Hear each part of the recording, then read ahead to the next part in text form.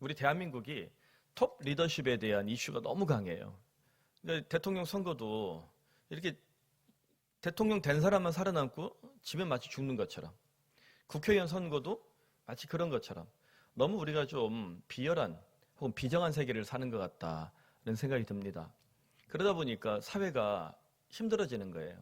리더십이 건강하지 않으면 그 사회 공동체가 힘들어지는 거예요. 교회도 그렇습니다. 저는 담임 목사니까 어쩔 수 없이 톱 리더십을 감당을 해야 되거든요. 저는 사실 기질적으로 총무, 지금도 제가 우리 사랑의 교회 목회자 출신들 모임의 총무 역할을 좀 오래 하고 있고, 어디 가나 총무를 잘해요. 제가 총무를 하면 난리가 나질 않습니다. 일단 제가 총무를 하면 돈도 남습니다. 그래서 아주 어디 가나 총무를 잘해요. 세컨드 리더십이 저한테 딱 맞아요. 그러니까 이전에 있던 교회 담임 목사님 저 나갈 때 얼마나 하셨겠어요. 그러니까 제가 총무 연사가 있는데 이게 담임 목사를 하니까 너무 힘들어요. 하다 보니까 늘었어요. 근데 사실 이 세컨드 리더십이 담임 목사를 하는 저에게 여전히 저희 어떤 체질적으로 살아있어서 누군가를 좀 조율하고 또 듣고 혹은 어떤 문제를 해결하고 더 나은 방향에 대해서 고민하고 이런 것들이 저도 모르게 꽤 오랜 동안 훈련이 되다 보니까 그렇게 여전히 살아있습니다. 그러니까 아마 저를 좀 이렇게 몇 년 지켜보시면 나를 따르라. 저 사람이 장교 출신이랬는데 영 리더십이 나를 따르라. 안 따르면 뒤진다. 뭐 이런 스타일의 리더십 저한테 1도 없어요. 안 따르면 그냥 둬요, 그냥. 살든지 죽든지 알아서 하겠지 하고. 그러니까 막 이렇게 과격하게 누구를 뭐 포갑적으로 이런 게 별로 없어요. 집에서도 사실 그렇습니다. 남자 인생이란 게 여러분 뻔하잖아요. 결혼 전에는 엄마한테 혼나요. 결혼하면 아내한테 혼나요. 좀 딸이 크니까 딸한테도 혼나요. 누구한테 혼나는 차이지 인생은 늘 그래요. 혼나면서 어때요? 발전해야죠. 안 혼날 짓을 해야지. 그래야 이 집이 편안해지지 않겠어요? 교회에서 우리 장로님들도 사실 톱 리더십에 있습니다. 그럼에도 불구하고 좋은 장로, 건강한 장로는 어떤 분이에요? 세컨드 리더십, 섬김의 리더십을 보여주는 분들이에요. 그래서 어느 사회든 어느 공동체든 세컨드 리더십을 잘하는 분들이 있으면 그 공동체는 좋아질 수밖에 없습니다. 암벽 등반 사례를 제가 좀 찾아봤어요. 이 세컨드 리더십을 보여주는 가장 좋은 사례가 바로 저거더라고요. 보통 4인 1조를 짜는데요. 맨 앞에서 길을 개척하고 목적을 향해서 최선을 다해서 끌고 가는 사람, 이거 톱이라고 그래요. 그리고 세컨드, 탑을 지켜보면서 팀을 안전하게, 팀의 생명까지 보호하며 이 뒷사람들을 챙겨내는 사람, 이 세컨드. 이게 서드가 있습니다. 보통 세 번째 사람은 가장 후배, 경험이 적은 사람, 잘못 사고 치면 모두 죽게 만들 사람. 보통 이런 사람들, 비기너를 여기다 넣더라고요. 라스트는 경험이 어느 정도 쌓인 사람. 그래서 위험이 발생하는지 안 하는지 앞에 가는 사람을 쳐다보고 또 뒤에 있는 많은 무거운 짐들을 끌고 가는 역할을 하더라고요. 근데 이 중에 이 4명 중에 가장 중요한 사람이 세컨드라고 합니다. 세컨드는 팀에서 가장 경험이 많은 또 풍부한 사람, 최고 고참이 주로 맡는데요. 팀이 이 등반을 성공하느냐 실패하느냐 여부와 심지어 그 팀의 팀원들의 목숨까지도 생명까지도 이 손에 달려있다 해도 과언이 아닙니다. 혹여 잘못돼서 톱이 길을 잘못 들었어요. 그래서 밧줄을 끊어야 전체가 살 수 있다면 이 어려운 결정을 이 사람이 또 해내야 하는 것이죠. 그래서 세컨드 리더는 그저 그런 2인자가 아닙니다. 한국 사람들이 2인자 그러면 너무 싫어하는데요. 그저 그런 2인자가 아니에요. 팀 전체의 성공, 목숨이 달릴 정도로 아주 중요한 사람. 이것이 세컨드 리더십입니다. 그래서 세컨드 리더는 자기 주장을 최소화해야 합니다. 위와 아래 조정하는 이 역할을 잘해야 합니다. 더 나아가 합리적이고 신중하게 가장 좋은 결정, 가장 좋은 선택을 해내야 하는 아주 무거운 책임을 갖고 있죠. 그럼 여러분 세컨드 리더가 너무 막 이렇게 급하거나 성급하거나 자기 독단적이거나 이러면 되겠어요, 안 되겠어요? 그거 안 되겠죠. 이런 사람이 세컨드 리더십을 하면 그 공동체가 흔들릴 수밖에 없습니다. 우리가 성경에서 오늘 만나는 빌립이라는 인물이 세컨드 리더십에 참 부합하는 인물 아닌가, 가장 적합한 대상이 아닌가라는 묵상을 해봤습니다. 빌립에 대한 설교를 여러분 들어보셨다면 혹은 빌립에 대한 어떤 글들을 보면 대체로 빌립에 대한 평가가 어떠냐면요, 이래요. 우유부단한 사람이다. 오늘 성경에 등장하는 헬라인들이 찾아올 때 바로 데려가지 못하고 이렇게 막 고민하는 모습을 두고 우유부단하다고 생각하고요. 오병이어 기적 때 예수님이 이 많은 사람을 어디에서 구해서 먹일 수 있느냐 주님 물어보실 때 200데나리온이요 이렇게 계산하는 거 보고 계산적인 사람이다, 합리적인 사람이다, 이게 이제 보편적인 내용이에요. 그래서 이 사람은 너무 신중한 사람이고 너무 계산적이고 합리적인 사람이고 우유부단한 사람이다. 이렇게 이제 보통 평가를 합니다. 뭐 그런 일반적인 평가가 다 틀렸다 말할 수는 없는데 이제 좀 고민을 해봤어요. 입체적으로 이 사람을 열어놓고 계속 묵상을 하는데 이 빌립은 우유부단해서 혹은 너무 계산적이라서 그런 판단을 한 것이 아니었겠구나. 저도 약간 빌립 같은 스타일이 저한테 있더라고요. 뭔가 성급하게 결정하는 것이 이 팀의 이 공동체 얼마나 위험한지를 알기 때문에 담임 목사 노릇하면서 제가 굉장히 결단이 좀 늦습니다. 근데 한번 결단은 엄청 빠르거든요. 뭐든지 이 선택이 좀 느려질 수밖에 없어요. 그렇게 되더라고요. 그래서 이 빌립에 대해서 단순히 우유부단하고 너무 신중하거나 계산적이거나 하는 아주 오랫동안 펼쳐져 왔던 빌립에 대한 이 이해를 우리가 좀 뒤집어서 세컨드 리더십이라는 섬김의 리더십, 지혜로운 리더십이라는 개념에서 우리가 다시 한번 살펴보면 어떨까? 그래서 이 세컨드 리더십을 포커스라는 약자로 요약해서 5가지로 정리해서 오늘 우리의 삶의 스타일에도 적용하면 좋겠다 싶습니다. 먼저 우리가 할 일은 빌립의 이름에 대해서 좀 분석해 보고요. 그의 삶의 배경이 어떠했을까 추론해 보는 시간이 필요합니다. 왜냐하면 성경에 기록되어 있는 이 제자들의 그 스토리가 매우 제한적이기 때문에 성경을 토대로 또 초대교회 기록을 토대로 우리는 이 사람을 입체적으로 바라보는 시간이 필요하기 때문입니다. 여러분 빌립이란 이름 들어봤을 때 이 빌립이 어느 나라 이름 같아요? 이렇게 물어보면 여러분 헷갈리시니까 제가 굉장히 쉬운 예를 해드릴게요. 자, 윤봉길, 안창호, 김구 어떤 3.1절이었으니까 요 어느 나라 사람 이름 같아요? 한국 사람. 근데 자, 도쿄로 음악 가라. 바켓으로 피바다. 어느 나라 이름 같아요? 그냥 정확하진 않지만 와다시와 바켓으로 피바다 됐어. 뭐 이러면 뭐 다 일본 놈인 줄, 일본 분인 줄 알아요. 그러니까 만일 한국 사람 집인데 이 일본 사람 이름 짓고 있으면 이러면 어울려 안 어울려요? 안 어울리죠. 마치 그런 거 이질적인 이름이에요. 모든 제자들이 대부분 다 유대식 이름을 갖고 있는데 빌립이라는 이름 자체가 헬라식 이름입니다. 좀 더 찾아봤더니 사도들 중에 헬라식 이름을 가진 사람이 있나? 베드로가 시몬이라는 별명을 갖고 있거든요. 시몬이 헬라식 이름이에요. 그 안드레라는 이름 역시 헬라식 이름입니다. 그래서 시몬, 안드레, 또 이 빌립 이 사람들이 어촌 사업을 했는데 어부 사업을 했는데 헬라식 이름을 썼다. 그랬을 때 우리의 추론은 그레코 로마 사회, 소위 지중해를 호수로 두고 있었던 이 그레코 로마 사회에서 헬라어는 그들의 공용어였거든요. 우리 영어처럼. 그러면 제가 만일 영어 이름을 쓰면서 사업을 하는 사람이에요. 주로 어느 나라하고 사업을 해야 제가 영어 이름을 쓰겠어요? 미국이나 영국이겠죠. 그럼 이 사람들이 헬라어로 이름을 써서 지냈다는 것은 어느 나라하고 사업을 해야 된다는 거예요? 물고기 잡은 게 지들만 먹는 게 아니라 이걸 수출도 해야 된다면 관세를 내고 통관 절차를 통해 수출을 해야 된다면 어느 나라? 헬라인들에게, 로마인들에게 이걸 판매해야 되는 일들이 있었을 것이다. 그래서 요즘에 이제 성서 고고학을 연구하는 사람들의 많은 추론 중에 하나가 베드로, 시몬이라 이름을 쓰는 베드로, 안드레, 빌립 이 사람들이 헬라어를 어느 정도 할 줄 알고 헬라어를 쓸 줄 아는 사람들이 아니었을까. 그래서 베드로 전서, 베드로 후서에 베드로가 헬라어로 편지를 쓰잖아요. 그런 배경을 봤을 때 이 사람들이 완전 무식한 사람들이 아니라 꽤 조직적인, 체계적인 사업을 하던 사람들이 아니었을까라고 추론을 하는 겁니다. 특히 빌립은 아주 특별한 이름이에요. 빌립이란 이름이 아주 유명한 황제 아버지 이름입니다. 여러분 역사 어쩌다 어른 지금 어쩌다 어른 역사 강의예요. 전 세계를 제패했던 그 마케도니아의 황제 알로 시작합니다. 알렉산더예요. 역시 수준이 높으신 거예요. 이제 성경으로 돌아옵시다. 이 알렉산더 아버지 이름이 빌립이거든요. 그러니까 필리포스라는 이름이 그 헬라 세계에서 아주 유명한 이름이에요. 알렉산더를 감히 갖다 쓸 수 없으니까 황제 이름은 보통 도시에다 써요. 그래서 이집트 여행 가시면 알렉산드리아라는 도시가 있습니다. 아주 아름다운 도시인데 알렉산드리아가 알렉산더 이름을 갖다 쓴 거예요. 근데 이 빌립의 이름을 이제 좀 빌립처럼 잘 크고 빌립처럼 훌륭한 이런 이제 사람이 되기를 바라는 집안에서 이제 많이 써요. 그래서 헤롯 집안에서도 빌립이라는 이름을 쓰고요.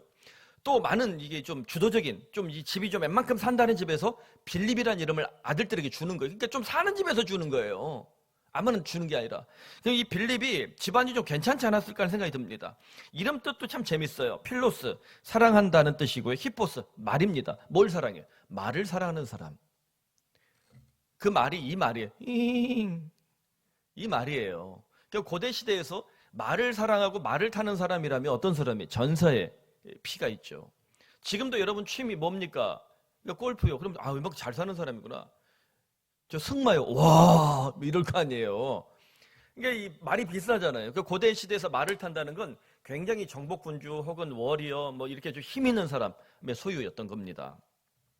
그래서 이 말을 좋아하는 사람이라는 이름을 붙였을 때 참 독특합니다. 그리고 이 필립이라는 이름이 굉장히 역사적으로도 인기가 있는 이름이라는 게, 여러분 스페인의 전성시대를 이끈 이제 필리페 2세가 무적함대 아르마다를 이끌고 전 세계를 제패하거든요. 지금도 그 스페인 축구 별명이 무적함대잖아요. 아르마다.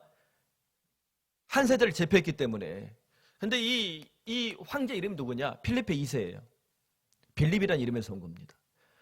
또 이 스페인이 그 정복해서 식민지로 삼은, 우리가 여행 잘 가는 동남아가 있어요. 빌립의 이름을 따서 지은 나라, 필리핀. 그러니까 우리 실생활에서 이 빌립이라는 이름이 굉장히 이렇게 좀 인기 있는 이름이라는 걸 알 수 있죠. 좀 더 들어가 보면, 자, 이 빌립이라는 이름 자체가 좀 강력한 정복자 혹은 탁월한 리더 혹은 이 자식이 잘 되기를 바라는 마음에서 지었단 말이에요. 근데 헬라식 이름이에요. 그럼 예수님 당시에 보수적인 유대인 가문이라면 이 이름을 주겠어요, 안 주겠어요? 아니, 우리 나라에서 아들을 낳았는데 또 히로부미 이렇게 이름을 지을 수 있어요, 없어요?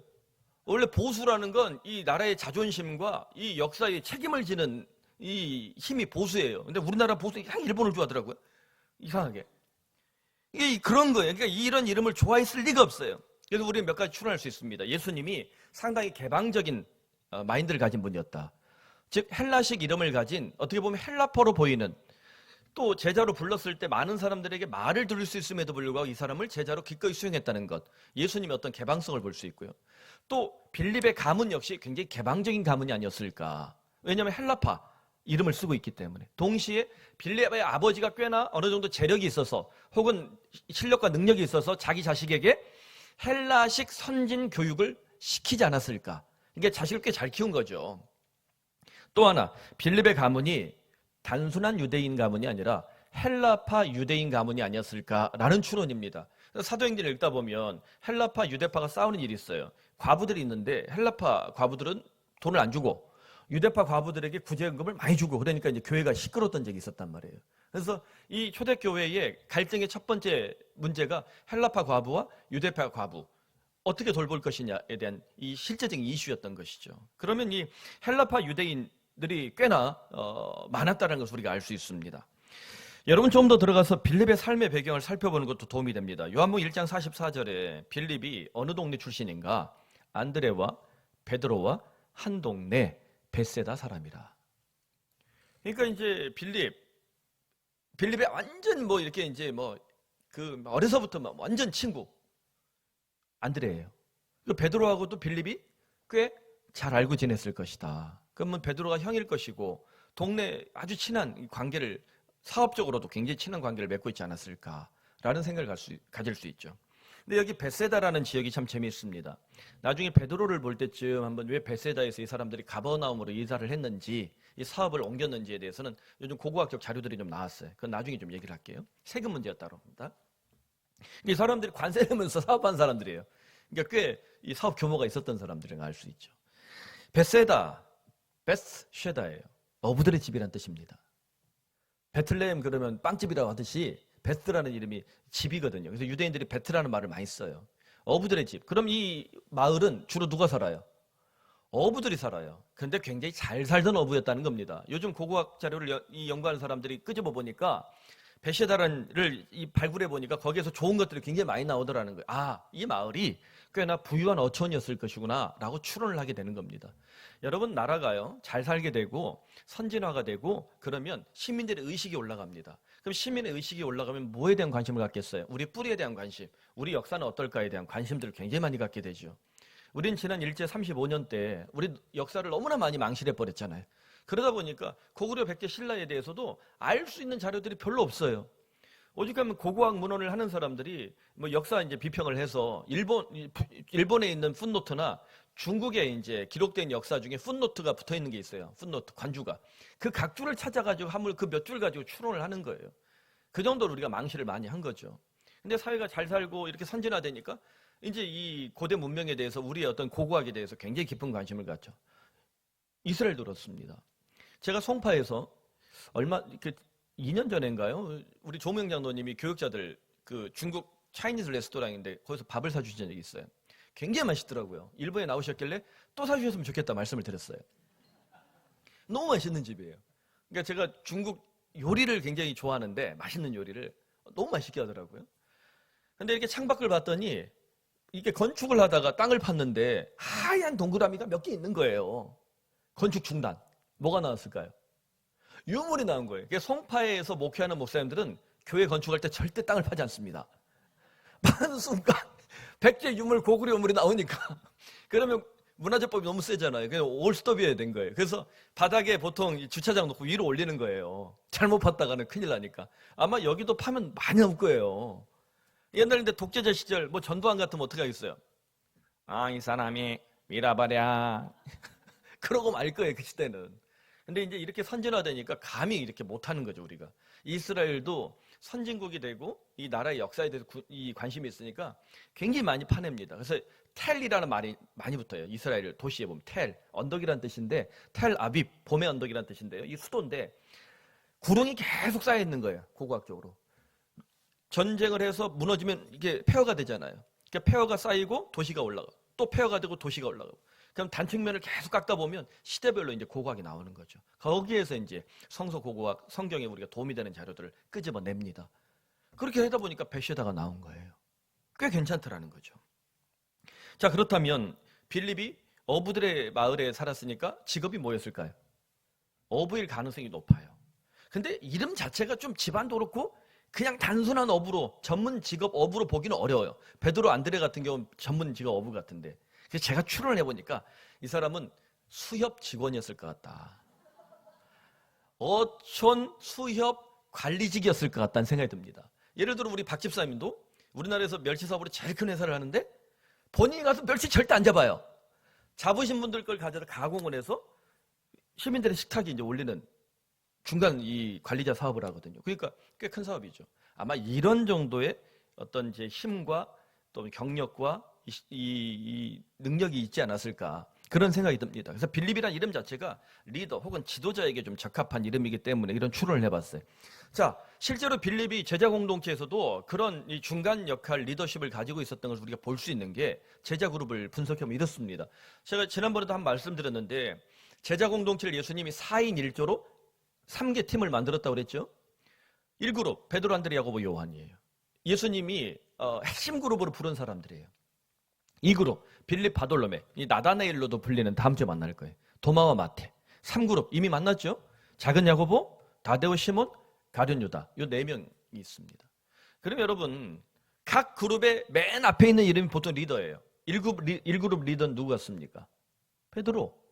2그룹은 빌립. 3그룹은 아마도 작은 야고보로 보입니다. 근데 3그룹은요 주로 이 민족주의자들, 열심당, 폭력적인 방법을 써서라도 이 조국과 민족을 해방시켜야 된다라는 아주 강성제자들 그룹이고요. 1그룹은 예수님의 핵심 그룹들이에요. 어부 출신들로 예수님에게 아주 충성을 다하던 핵심 그룹들.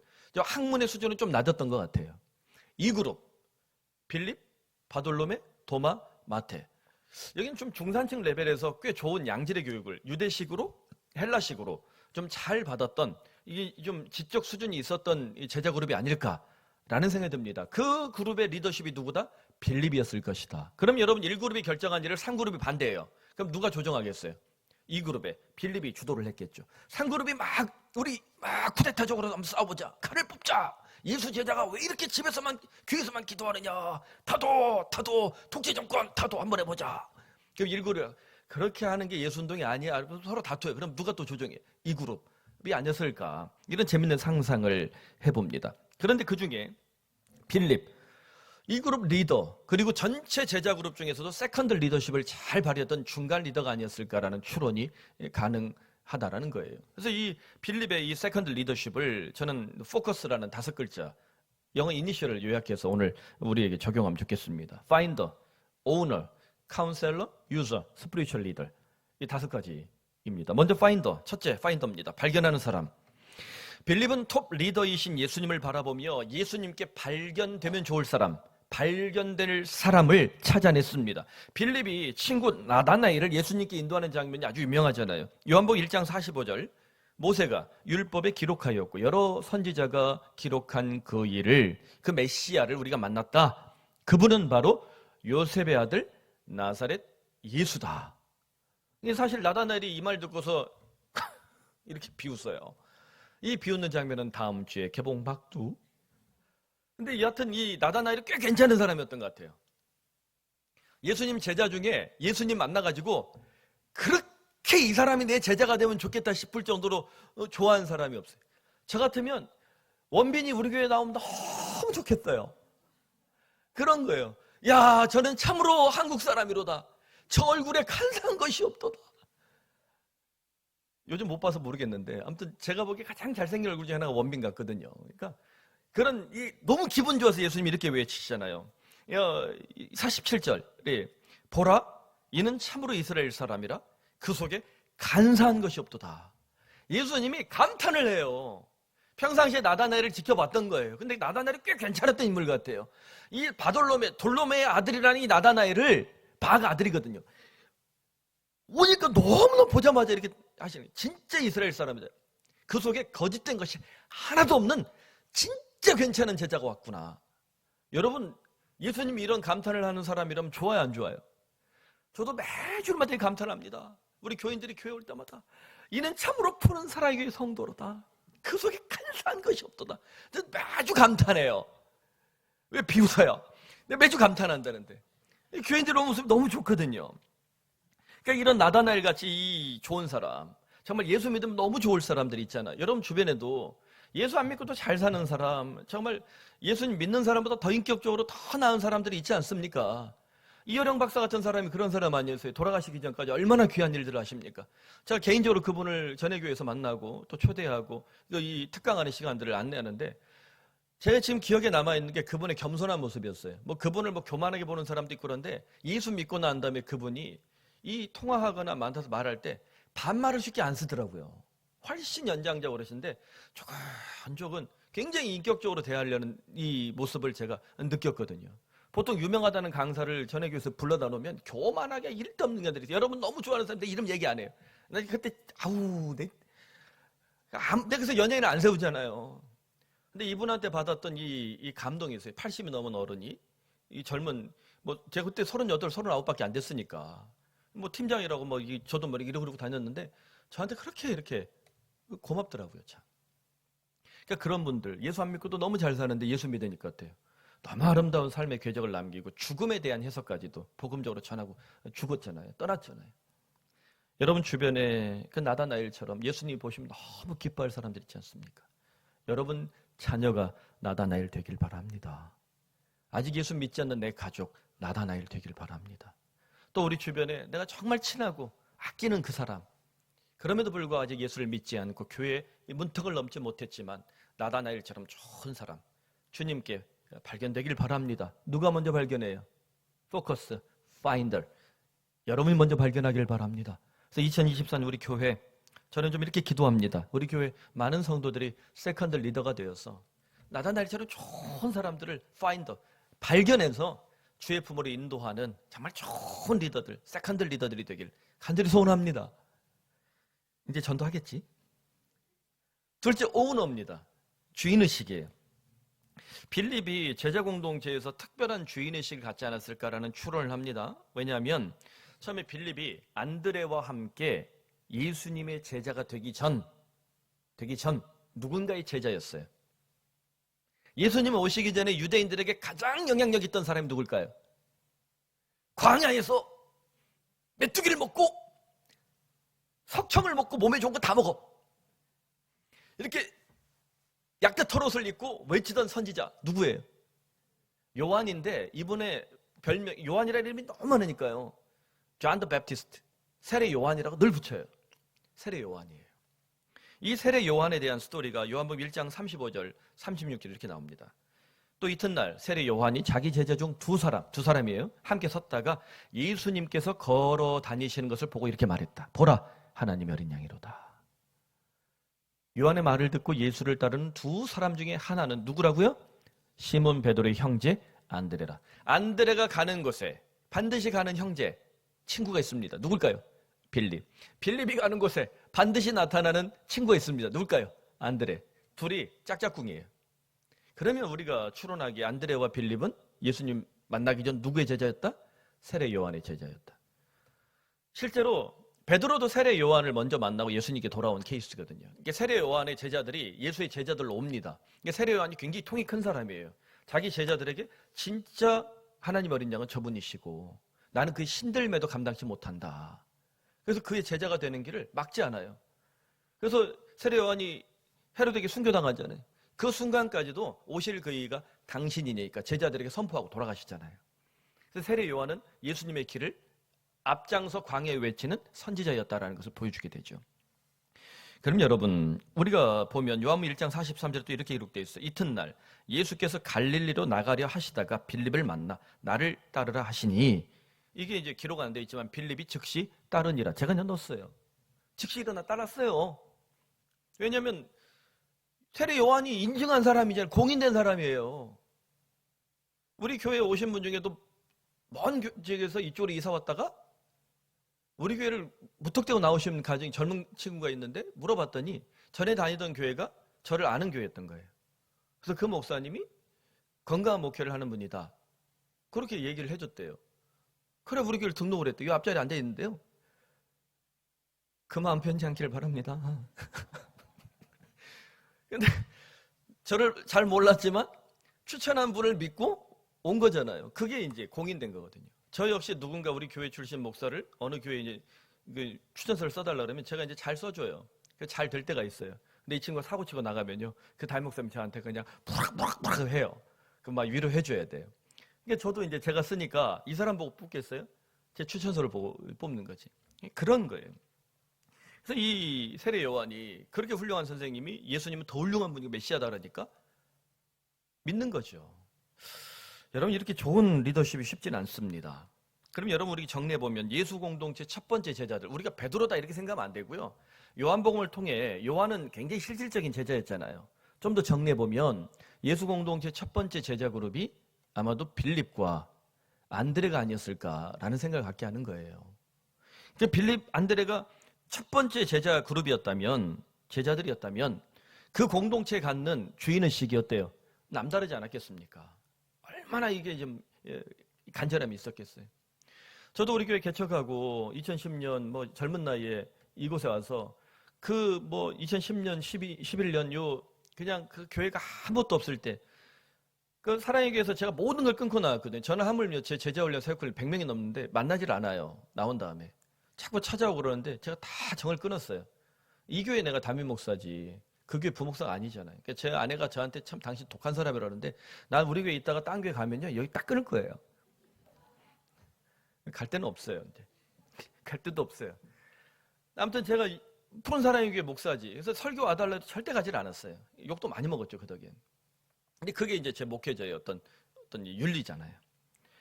근데 그때 만났던 우리 교인들 뭐 내놓을 것도 없고 아무것도 없는 시절에 와서 정말 저를 그 젊은 날 저를 처음 보고 여전히 지금도 우리 교회를 지키고 저를 사랑하는 그 교인들 얼마나 주인의식이 남다르겠어요. 그렇다고 해서 왕노릇 아니죠. 그냥 애끓는 마음으로 보는 거예요. 교회를 사랑하고 목사에 대해서 존중하고. 그래서 제가 조금이라도 뭐 그러면 좀 이렇게 긍휼한 마음으로 바라보고 그 마음이 있는 것 같아요. 저 역시 우리 교인들을 보면서 그런 생각들이 많습니다. 다른 교회가 아무리 큰 교회가 설교한다고 저한테 기쁨이 있겠어요? 아니요. 주일날 우리 교인들이 하는 설교가 제게 제일 기쁜 시간인 거예요.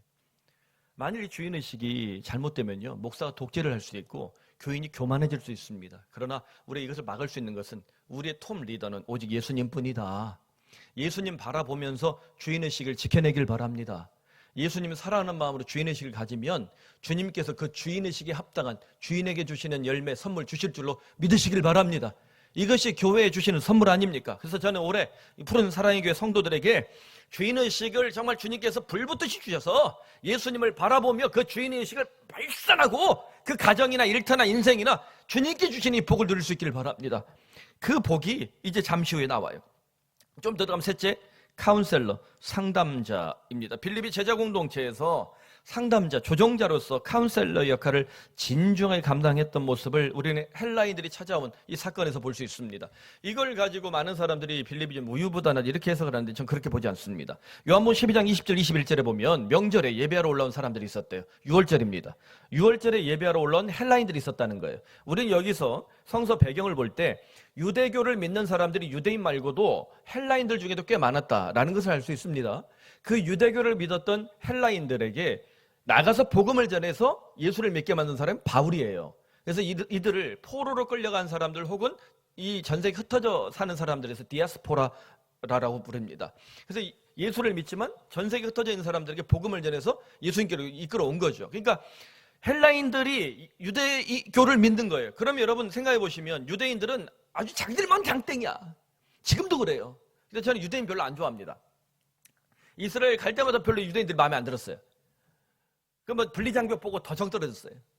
그 주이시 중에 메시아닉 주라는 게 있어요. 메시아를 믿는 유대인이라고 그래요. 그 사람들은 개신교거든요. 근데 이 버릇을 못 버려요. 메시아닉 주가 된 다음에도 선민의식에 안 빠져요. 자기들만 특별한 선민이야. 그래서 한국에도 목사님들 중에 메시아닉 주 이렇게 믿는 목사님들이 있어요. 그들을 막 이렇게 하는 분들이 있어요. 2등 시민인 거예요. 우리는 계속 걔들만 1등 시민이고 어디 성경이 어디 그렇게 돼 있어요. 바뀌었는데. 그러니까 유대교를 믿는 헬라인들에게 고민이 있었던 거예요. 예수님 찾아와서 예수님 유대교를 우리 믿어요. 하나님 백성인데요. 유대인들은 자기들만 장땡이래요. 우리도 구원받을 수 있나요? 우리도 하나님 백성 될 수 있나요? 아니면 이렇게 2등 시민인가요? 이 질문을 하러 온 거예요. 그러자 이 빌립이 안드레하고 상의를 하면서 예수님께 와서 찾아 이제 여쭙습니다. 그 12장 22절 24절이에요. 빌립이 안드레에게 가서 말하고 안드레와 빌립이 예수께 와서 여쭈니 예수님이 아주 선문답 같은 말씀하세요. 한 알의 밀이 땅에 떨어져 죽지 아니하면 한 알 그대로 있고 죽으면 많은 열매를 맺느니라. 되게 어려운 말씀이에요. 이때는. 이 말씀이 이해되는 게 언제냐? 예수님이 십자가에 달려 죽으셨을 때예요. 그때서야 비로소 한 알의 밀이 예수님이시고 십자가 죽음을 통해서 유대인뿐만 아니라 헬라인도 모든 이방인도 하나님 백성이 될 수 있구나라는 복음 선포가 이 안에 숨겨져 있었던 것이죠. 그러니까 헬라인들의 질문은 바로 이거예요. 우리도 구원받을 수 있습니까? 그럼 헬라인들이 왜 빌립한테 찾아서 굳이 물어봤을까? 아마 제자 공동체에서 총무 역할을 했거나 동시에 헬라파 유대인이기 때문에 헬라어를 능숙하게 할 수 있던 사람이 아니었겠는가? 이런 추론을 할 수 있겠죠. 여러분 정리해보면 빌립이 안드레와 상의하고 예수님께 보고하는 이 과정이 우유부단한 것처럼 보입니까? 아니요. 헬라인들의 신학적 고민, 영적 고민이 있었던 거예요. 이 고민을 자신을 선생님 가르쳐 주십시오 이러는데 본인을 선생이라고 그러는데 교만하지 않고 예수님께로 인도하는 겸손함을 보입니다. 빌립에게 선생이라고 랍비라고 그러는데 나는 선생 아니고 진짜 선생님 예수님께 내가 여쭤볼게요. 그 고민을 누가 하고 상담을 해요? 안드레와 상담을 합니다. 그러니까 안드레와 협업한 다음에 예수님께 데리고 가서 그들을 더 좋은 길로 인도하죠. 여러분 이 과정을 통해서 우리는 카운셀링을 보게 됩니다. 독단적으로 의사결정을 하고 독단적으로 결단하는 것이 아니라 내가 믿을 수 있는 사람과 더블 체크를 하고 그리고 예수님께 최종적으로 보고를 해서 그 고민을 하고 있는 상담자에게 내담자에게 가장 좋은 결정을 내려주는 역할, 지금 이 빌립이 보여주고 있다는 것이죠. 이 모습을 통해서 여러분 교회를 생각해 보십시오. 교회에 이런 카운셀러가 많으면 어떻게 되겠습니까? 순장이 순원들을 가르치면서 선생님이여 제가 어찌하여 구원을 받을 수 있나이까 나만 따르라 이렇게 교만하면 순장 힘든 거예요.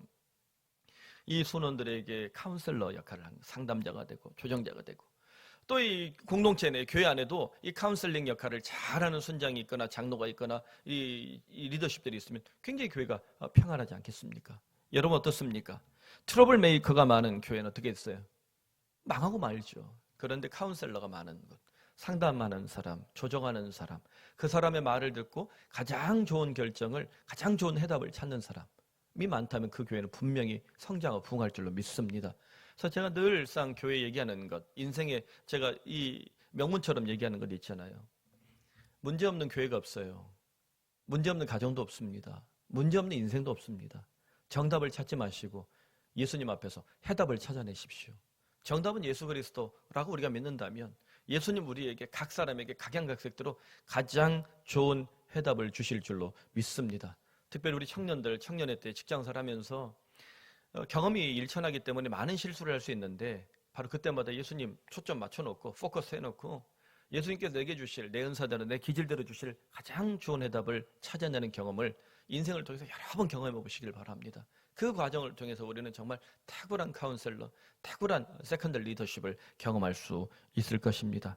그러므로 2024년 기대합니다. 푸른 사랑의 교회 빌립처럼 진중한 사람, 내 고집대로 행동하는 사람이 아니라 성숙한 상담자, 진중한 상담자가 넘쳤으면 좋겠습니다.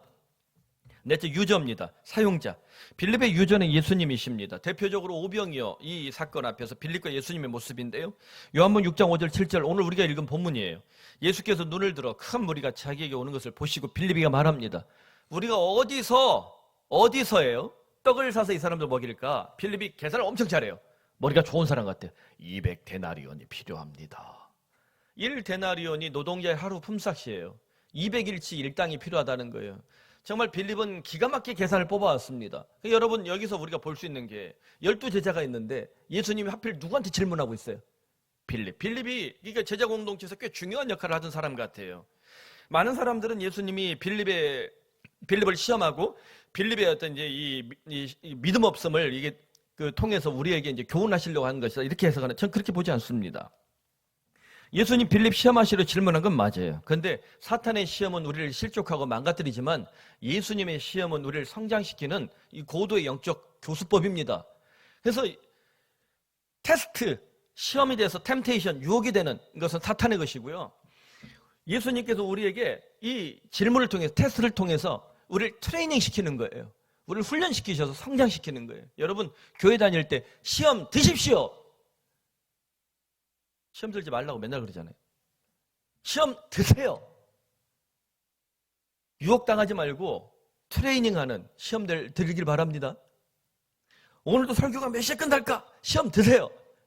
그래서 트레이닝을 하는 거예요. 이게 예수님의 시험이에요. 근데 사탄의 시험과 예수님의 시험이 다르단 말이에요. 근데 예수님께서 질문한 포인트가 중요합니다. 빌립이 문제가 있고 이게 아니라 제자 공동체 전체를 향해서 빌립을 타겟으로 전체에게 전하는 메시지인 거예요. 이 사람들을 먹일 빵을 어디에서 구할까? 예수님은 where라고 물어보는 거고, 어디에서 구할까? 얼마가 필요한지, 무엇이 필요한지가 아니라 어디에서. 근데 우리는 다 무엇인가 하고 막 찾아내기 바빠요. 근데 마태복음 14장 19절 이 병행 구절에서 이렇게 말씀하시죠. 하늘을 우러러 축사하시고, 하늘을 우러러 축사하시고, 하늘을 바라볼 때 빵이 생긴다는 거예요. 이걸 예수님이 가르쳐주고 싶었던 거죠. 여러분, 이후에 빌립이나 그 다른 제자들이 인생을 살아갈 때 인생의 감당할 수 없는 불가항력적인 문제 앞에서, 내가 해결할 수 없는 문제 앞에서 어떻게 살았겠습니까? 땅을 보겠어요? 돈을 보겠어요? 사람을 보겠어요? 먼저 무엇부터 봐요? 하늘을 우러러 볼 때 하나님이 사람도 주시고 돈도 주시고 힘도 주실 줄로 믿으시길 바랍니다. 인생의 어떤 문제 앞에서도 하늘을 우러러 바라보는 자에게 주님은 길을 여시고 주님께 주신 그 길은 영원히 망하지 않을 줄로 믿습니다.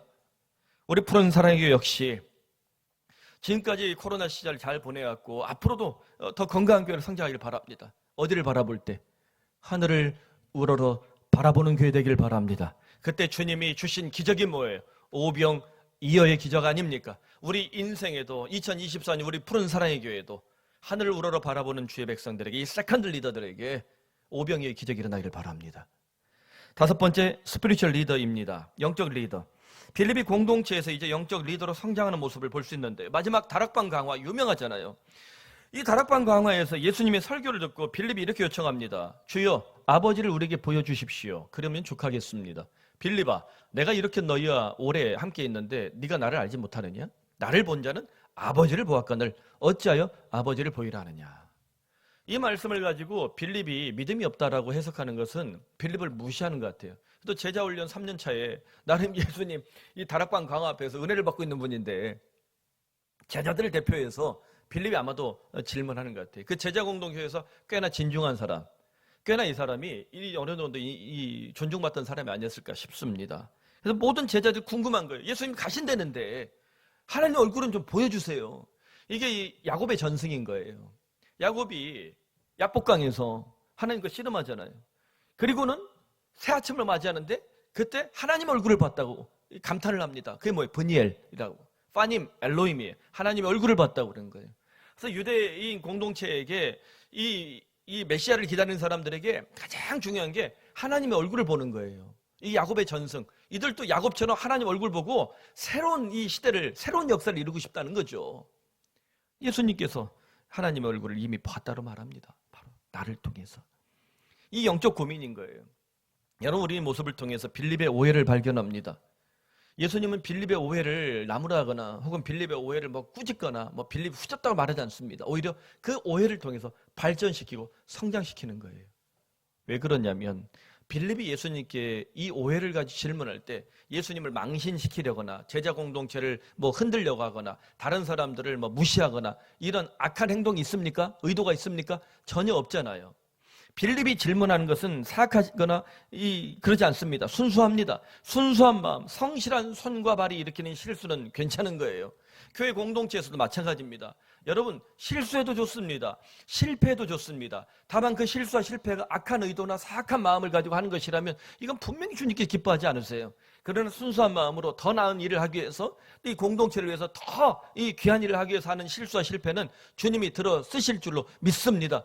저 역시 이 설교를 하면서, 저 역시 목회하면서도 여러 실수와 실패를 할 때가 있어요. 오늘도 55분에 끝내야 되는데 지금 57분이에요.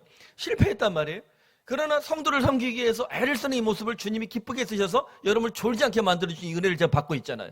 그래서 어느 사회든 어느 공동체든 사악하거나 나쁜 의도가 아니라 정말 더 좋은 의도로 더 낫게 하기 위해서 하는 실수와 실패는 괜찮습니다. 2024년 여러분, 실수하십시오. 실패하십시오. 그러나 그 실수와 실패가 악하거나 사악한 의도가 아니라 공동체를 흔들거나 혹은 목사를 망신 주거나 예수님께 덤비거나 이것이 아니라 예수님께서 기뻐하시는 일을 위해서 목회자와 성도들에게 저 힘이 되기 위해서 내 주변에 있는 이들에게 정말 용기를 주기 위해서 우리 가정에 복되게 하기 위해서 하는 실수와 실패라면 주님은 그것을 통해서도 오병이어의 역사를 주실 줄로 기대하시길 바랍니다. 말씀 맺습니다. 빌립이 남긴 명문장이 있습니다. 나다나엘이 나사렛에서 선한 것이 날 수 없다 반박할 때 빌립이 다투잖아요. 논쟁하잖아요. 담백하게 말합니다. 아주 유명한 말씀이죠. 와서 보라. 이게 부흥회로도 많이 써요. Come and see 해가지고 전도 축제도 많이 써요. 근데 이 말씀이 진짜 어려운 말이에요. 이 말씀이 정말 무거운 말씀이에요. 와서 보라. 단순하지만 굉장히 중요합니다. 여러분 핸드폰 다 들고 다니니까 포커스를 맞추잖아요. 좋은 사진은 포커스가 좋아야 돼요. 그래서 사진을 찍으면 이 포커스가 인되면 좋은 피사체가 나오거든요. 잘못 찍으면 어떻게 해요? 버려야 돼요. 근데 요즘은 이제 갤럭시 울트라 사진이 너무 잘 나오더라고요. AI가 들어가니까 지가 지울 수도 있고 날릴 수도 있어요. 제 아내도 저를 지우더라고요. 그러니까 인공지능 막 해주는 거예요. 근데 그걸로 충분하냐? 그렇지 않아요. 포커스가 나간 사진 아무래도 좋은 사진이 될 수 없습니다. 여러분 와서 보라. 누구를 포커스해야 됩니까? 교회가 어마어마한 프로그램 자랑하고 우리나라에서 제일 비싼 가수 소양 불러가지고 1,000,000원씩 주고 또 누구 불러야 돼? 또 불렀어요. 수억을 썼어요. 옛날 신영옥 씨도 부르고 그랬단 말이에요. 신영옥. 와, 공주님. 목소리 나갈까봐 시간도 아끼고 엄청 비싼 분이야. 포스트 클래스 태워서 모셔오고 그럼 별걸 다 했어요. 끝났어요. 포커스가 목사예요. 포커스가 행사예요. 이거는 세상이 더 잘합니다. BTS가 더 잘해요. 교회가 어떤 행사를 하든 우리가 어떤 사역을 하든 이 포커스인이 누구한테 있어야 돼요? 예수님입니다. 와서 보라. 누굴 봐야 됩니까? 예수님이 보이는 교회. 저는 우리 교회를 놓고 간절히 기도합니다. 우리가 와서 보라 하고 사람을 모셔올 때, 성도를 초대할 때, 누군가를 초대할 때 이 교회에서 예수님이 발견되기를 바랍니다. 우리 예배에서 예수님이 보이기를 바랍니다. 우리 푸른 순에서 우리 이 정말 내놓을 것 없고 자랑했거든 이 비루한 우리들을 보고 예수님이 0.1초라도 보이기를 간절히 소원합니다. 바로 그것이 교회입니다. 바로 그것이 주님이 기뻐하는 공동체입니다. 바로 그것이 우리가 예수 믿는 목적 아니겠습니까? 그렇게 살려고, 그렇게 믿으려고 애걸복걸하는 성도 필립처럼 그 마음을 가진 이에게 주님은 세컨드 리더로서 복을 주시고 하나님 주시는 그 놀라운 역사를 통해서 그 인생에 오병이어의 기적을 주기를 간절히 축원합니다. 기도합시다.